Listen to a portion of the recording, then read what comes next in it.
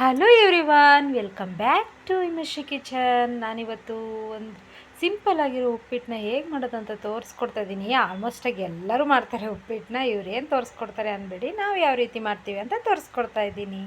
ಫಸ್ಟಿಗೆ ನಾನು 1 ಕಪ್ನಷ್ಟು ರವೆ ತೊಗೊಂಡಿದ್ದೀನಿ. ನಂತರ ಈರುಳ್ಳಿ, ಹಸಿರುಮೆಣಸಿನ್ಕಾಯಿ, ಕೊತ್ತಂಬರಿ ಸೊಪ್ಪು, ಕರಿಬೇವು, ನಂತರ 1 ಟೊಮೆಟೊ ಹಣ್ಣನ್ನು ತೊಗೊಂಡಿದ್ದೀನಿ. ಫಸ್ಟು ಒಂದು ಬಾಣಲೆ ಇಟ್ಕೊಳ್ಳೋಣ. ಅದಕ್ಕೆ ಒಂದು 2-3 ಟೇಬಲ್ ಸ್ಪೂನಷ್ಟು ಎಣ್ಣೆ ಹಾಕ್ಕೊಳ್ಳೋಣ.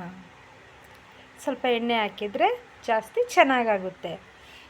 ಎಣ್ಣೆ ಕಾದ ನಂತರ ಸ್ವಲ್ಪ ಕಡಲೆಬೇಳೆ ಹಾಕ್ಕೊಳ್ಳೋಣ. ಕಡಲೆಬೇಳೆ ಜೊತೆಗೆ ಸ್ವಲ್ಪ ಉದ್ದಿನಬೇಳೆ ಕೂಡ ಹಾಕ್ಕೊಳ್ಳೋಣ. ನಂತರ ಸಾಸಿವೆ ಹಾಕ್ಕೊಳ್ಳೋಣ. ಸಾಸಿವೆ ಹಾಕಿದ ನಂತರ ಜೀರಿಗೆ ಮತ್ತು ಹೆಚ್ಚಿಟ್ಕೊಂಡಿರುವಂಥ ಹಸಿರು ಮೆಣಸಿನ್ಕಾಯಿ ಕೂಡ ಹಾಕ್ಕೊಳ್ಳೋಣ. ಸ್ವಲ್ಪ ಕರಿಬೇವಿನ ಸೊಪ್ಪು ಮತ್ತು ನೀರುಳ್ಳಿ ಇಷ್ಟನ್ನು ಹಾಕಿ ಸ್ವಲ್ಪ ಫ್ರೈ ಮಾಡ್ಕೊಳ್ಳೋಣ. ಚೆನ್ನಾಗಿ ಅದು ಎಣ್ಣೆಯಲ್ಲಿ ಸ್ವಲ್ಪ ಫ್ರೈ ಆಗಬೇಕು. ನೋಡಿ, ಕೆಂಪಗಾಗಬೇಕು. ಈ ರೀತಿ ಆದ ನಂತರ ಹೆಚ್ಚಿಟ್ಕೊಂಡಿರುವಂತಹ ಟೊಮೆಟೊ ಹಣ್ಣನ್ನು ಕೂಡ ಹಾಕಿ ಬಾಡಿಸ್ಕೊಳ್ಳೋಣ.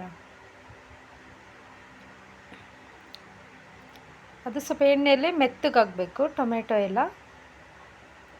ನೋಡಿ, ಈ ರೀತಿಯಾಗಿ ಬಾಡಿಸ್ಕೊಳ್ಳೋಣ.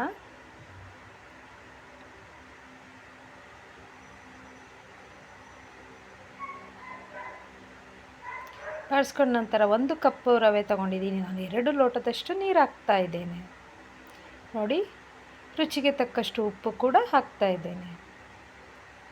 ಈಗ ನೀರು ಕುದೀತಾ ಇದೆ. ನಂತರ ನಾವು ರವೆಯನ್ನು ಹಾಕ್ಕೊಳ್ಳೋಣ. ಸಣ್ಣ ಉರಿಯಲ್ಲಿ ಇಟ್ಕೊಂಡು ಹಾಕ್ಕೊಳ್ಳೋಣ.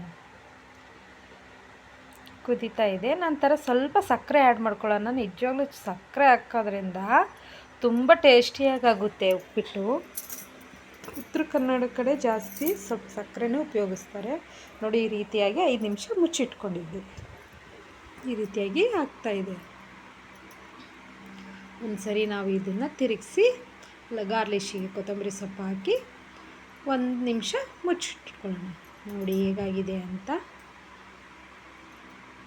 ನೋಡಿ ಯಾವ ರೀತಿಯಾಗಿದೆ ಅಂತ. ಸೂಪರ್ ಆಗಿದೆ ಉಪ್ಪಿಟ್ಟು.